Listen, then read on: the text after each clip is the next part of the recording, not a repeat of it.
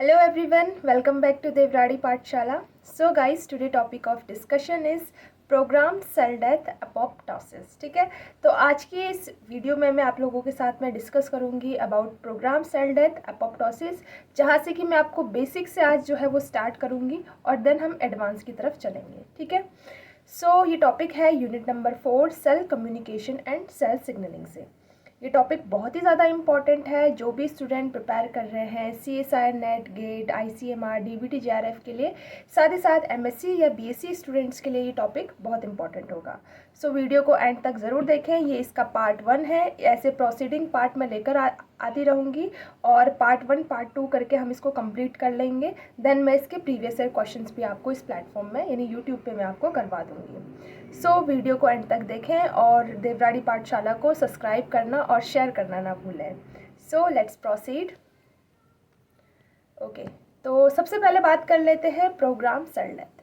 ठीक है, तो कई सारे स्टूडेंट्स को, या मैं अगर अपनी ही बात करूं तो मुझे भी बहुत ज़्यादा कन्फ्यूज़न होता था जब मैं स्टडी करती थी कि ये प्रोग्राम सेल डेथ क्या होता है, क्या एपोप्टोसिस होता है, क्या ये दोनों सेम है, क्या ये दोनों डिफरेंट है। तो ये सारे कंसेप्ट मैं आपको इस वीडियो में बताऊंगी। सबसे पहली बात आती है प्रोग्राम सेल डेथ की। जो इस स्लाइड में लिखा हुआ है, इस स्लाइड को लिखा हुआ जो मैं पढ़ूंगी ये मैं बाद में पढ़ूंगी। पहले आपको इस स्टोरी के थ्रू मैं आपको समझाने की कोशिश करूंगी कि मैं एक्चुअली क्या बताना चाहती हूँ।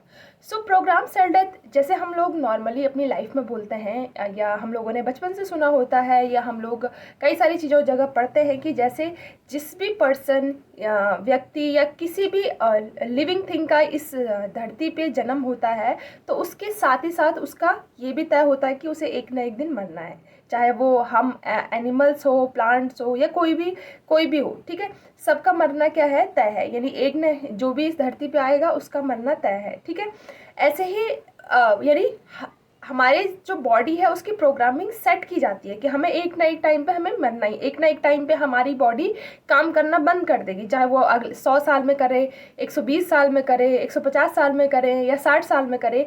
जहाँ जिस भी टाइम पे हमारी बॉडी का कोई भी पार्ट काम करना बंद कर दे, यानी प्रोग्रामिंग ऑटोमेटिकली सेट रहती है ऑलरेडी, तो उस टाइम उसके बाद हमारी जो है डेथ निश्चित है। ठीक है, तो जैसे ह्यूमन बीइंग की या एनिमल्स की सबकी डेथ एक ना एक दिन होनी है, ऐसे ही हमारी बॉडी में जितनी नई सेल्स बनती है उन सब की डेथ होनी निश्चित है। यानी जिस टाइम पे वो सेल्स बन रही होती है उसी टाइम पे उनके अंदर प्रोग्रामिंग सेट की जाती है कि इन लोगों की क्या होने वाली है, डेथ होने वाली है। जैसे फॉर एग्जांपल, जस्ट एक छोटा सा एग्जांपल आपके सामने देती हूँ। जैसे RBCs को सबको पता हो, रेड ब्लड सेल्स के बारे में हर कोई जानता होगा। रेड ब्लड सेल्स, इसका लाइफ स्पैन भी मोस्ट ऑफ द स्टूडेंट को पता होगा कि 120 दिन का जो है एवरेज लाइफ स्पैन होता है RBC का। यानी एवरेज कैलकुलेट करके हमने 120 जो है वो निकाल दिया कि RBC जनरली 120 दिन जो है वो जीती है, 120 डेज के लिए अलाइव होती है, उसके बाद उसकी डेथ हो जाती है। अब हो सकता है RBC 110 दिन जिए या 130 दिन जिए। ठीक है, लेकिन उसके अंदर क्या होती है, प्रोग्रामिंग सेट होती है।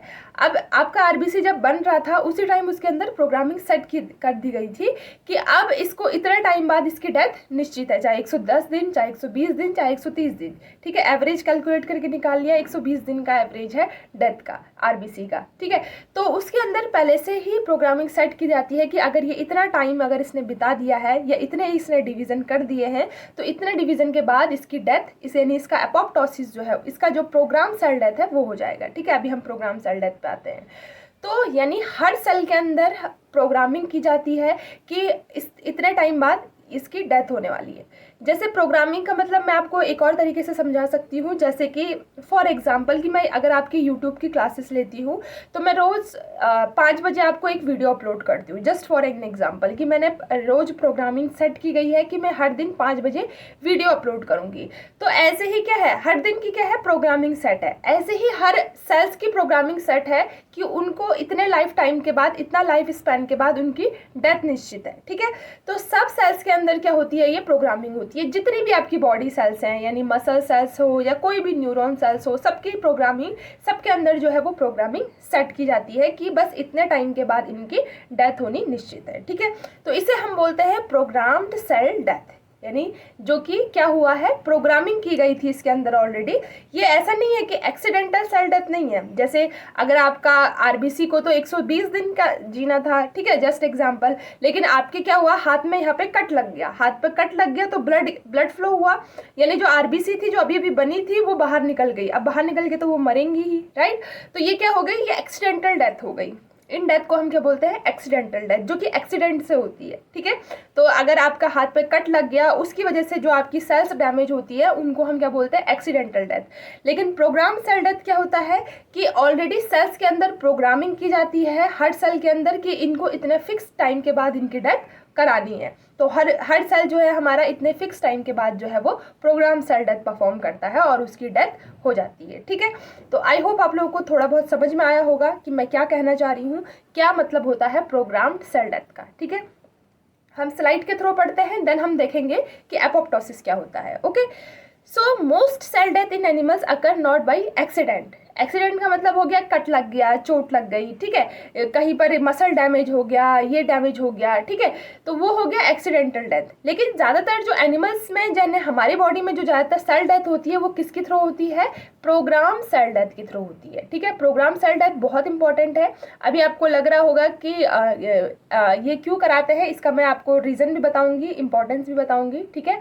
तो प्रोग्राम सेल डेथ के थ्रू हमारे मोस्ट ऑफ द सेल जो है वो डाई होते हैं, which is carefully regulated so that fate of individual meet the needs of the organism as whole।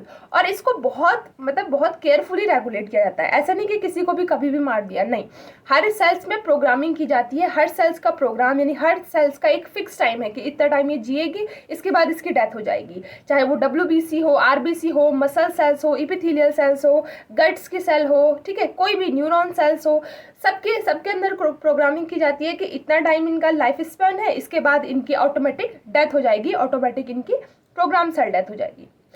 अगर हम एडल्ट की बात करें, in adult program cell death is responsible for balancing cell proliferation. अगर एडल्ट्स की बात करें तो उसमें क्या होता है, जो सेल डेथ होता है वो बैलेंस करता है सेल प्रोलिफरेशन को and maintaining the constant cell number of tissue in undergoing the cell turnover. देखो, अब बैलेंसिंग सेल प्रोलिफरेशन का मतलब क्या है, हमारे बॉडी में हर दिन न जाने लाखों करोड़ों सेल्स बनती है और न जाने लाखों करोड़ों सेल्स मरती भी है, ठीक है। तो ये बैलेंस करना बहुत ज़रूरी है। अगर फॉर एग्जांपल मैं आपको यहाँ पे दूँ कि हमारी बॉडी में कितनी है, for example, just an example, 4 cell है, कोई हमारा टिश्यू है उसमें 4 सेल है। अब इसमें क्या हुआ, इसमें दो सेल जो है वो नहीं बनी, 2 सेल नहीं बनी।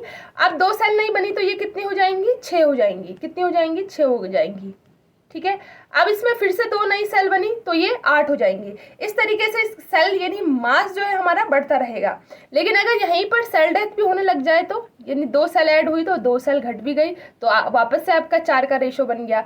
वापस 2 सेल बनी तो 2 सेल फिर से माइनस हो गई, तो वापस जो है आपका नॉर्मल जो है वो सेल वॉल्यूम बना रहे, ठीक है। तो इसका मतलब क्या हो गया कि जो बैलेंस है, यानी सेल प्रोलिफरेशन के बीच में, यानी जितना प्रोलिफरेट हमारी सेल हो रही है, जैसे अभी हम एडल्ट हैं तो अभी हमारी ना हाइट बढ़ेगी ना वेट बढ़ेगा, तो हमारी बॉडी में क्या होना चाहिए, सेल्स जो है वो बैलेंस होने चाहिए, यानी जितने बन रहे हैं उतने उनकी डेथ भी होनी चाहिए, ठीक है। जितना बनना इंपॉर्टेंट है उतना डेथ भी।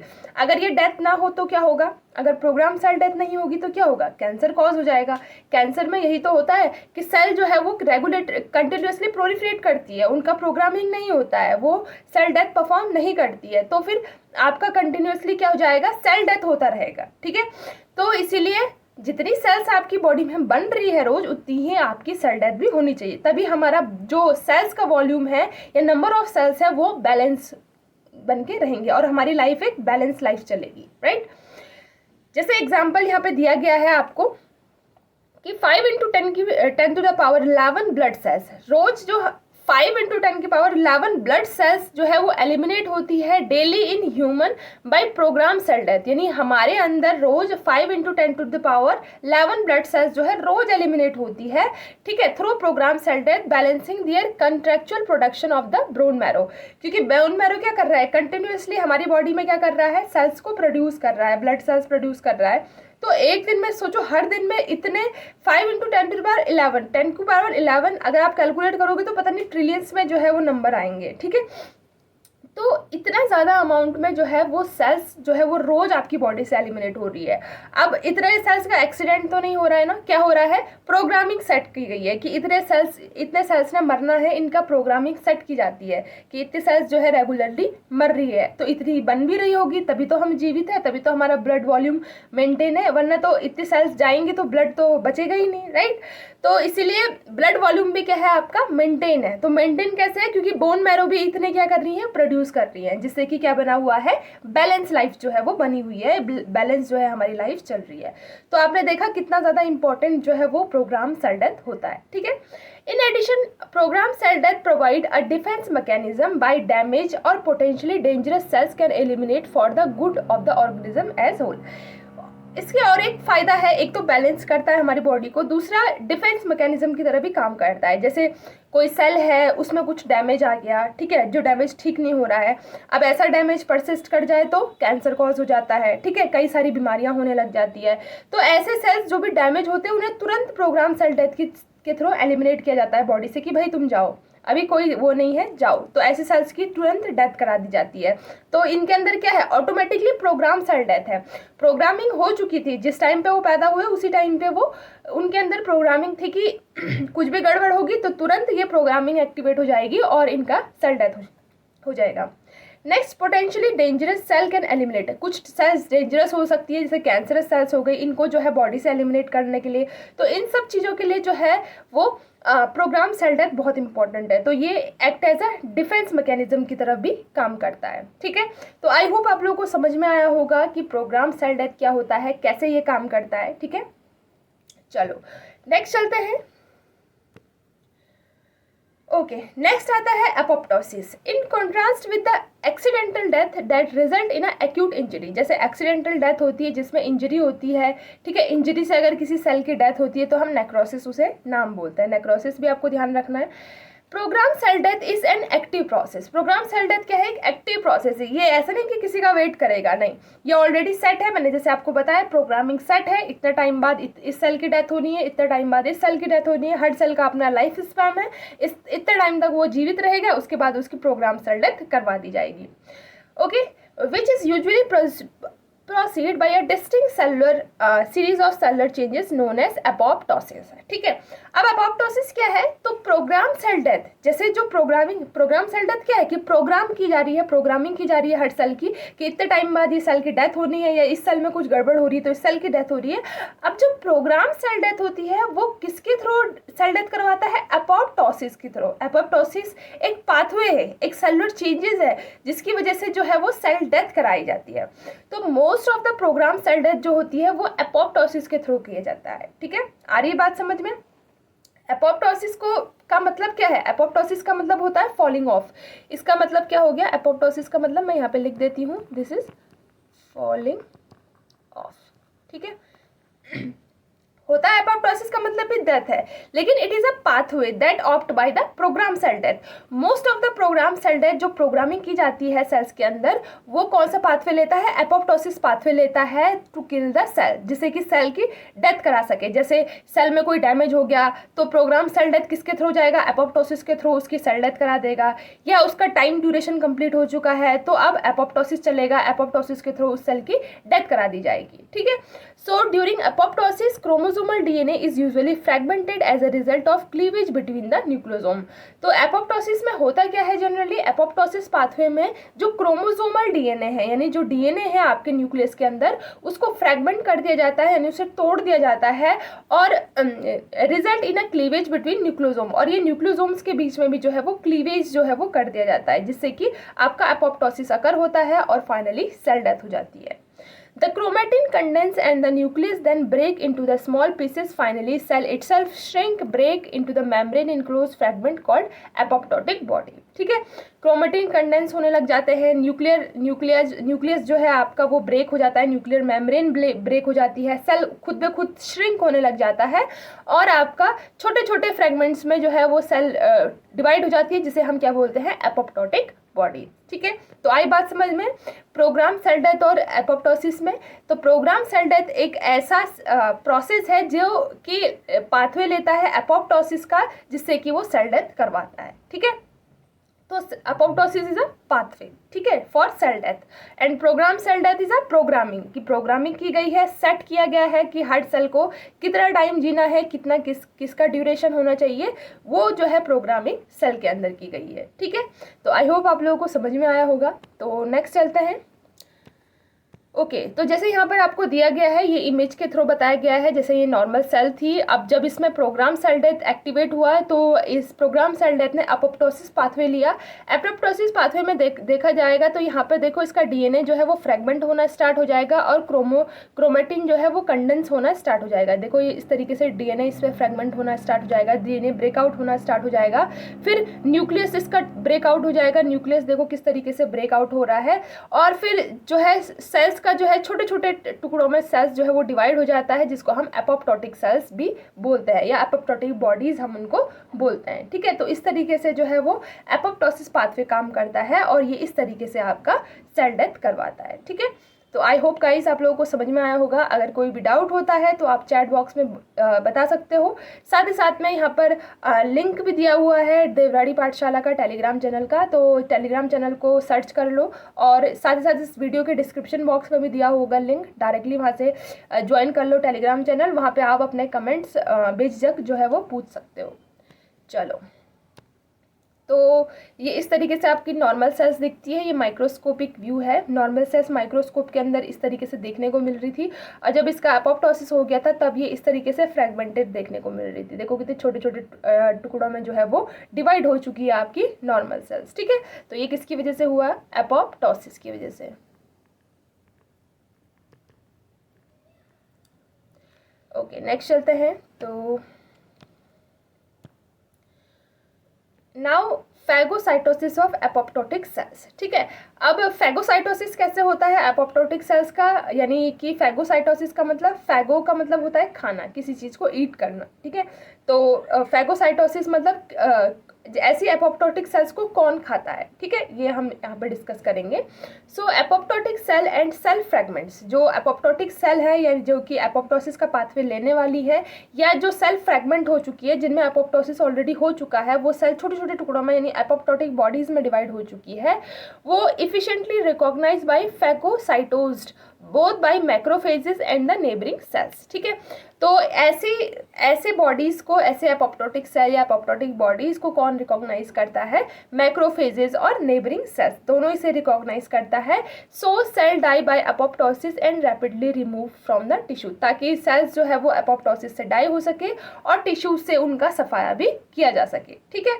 तो अब ये मैक्रोफेजेस क्या करती है? मैक्रोफेजेस जैसे आप लोगों ने पढ़ा होगा, ये एक्चुअली में इम्यूनोलॉजी से है, ये टॉपिक इम्यूनोलॉजी से है, बट मैं यहाँ पे कवर कर दे रही हूँ आपका, ताकि आप लोगों को समझ में भी आ जाए और आपका कंसेप्ट क्लियर रहे, मतलब है ना, ताकि आपको वहाँ के पर्पज से भी अगर क्वेश्चन आए तो आप लोग कर सको, ठीक है। तो अब मैक्रोफेजेस कौन कौन से होते हैं? न्यूट्रोफिल्स हो गए, न्यूट्रोफिल्स आपके मैक्रोफेजेस होते हैं जो आपकी बॉडी में सबसे ज़्यादा प्रेजेंट होते हैं, सबसे ज़्यादा घूमते रहते हैं न्यूट्रोफिल्स, और वो जो है ऐसी सेल्स को पकड़ के खा जाते हैं, ठीक है। अब ऐसा क्या होता है इन सेल्स में जो कि इनको पकड़ के खा जाती है एपोप्टोटिक सेल्स में? So in contrast cell that die by necrosis as swell lies and release their content in the extracellular space causing inflammation। अब देखो जैसे आप लोगों ने देखा होगा, जैसे अभी हमारी बॉडी में, जैसे अगर मैं जस्ट एन एग्जांपल, आप लोग थिंक कर सकते हो कि अभी भी आपकी बॉडी में कितना सारा एपोप्टोसिस हो रहा होगा। आपके जो न्यूट्रोफिल्स है यानी जो मैक्रोफेजेस है, फैगोसाइटोटिक सेल्स हैं, वो क्या कर रही होंगी? आपके एपोप्टोटिक सेल्स को अभी खा रही होंगी, कितनी जगह पे खा रही होंगी, पर आपको पता चल रहा है?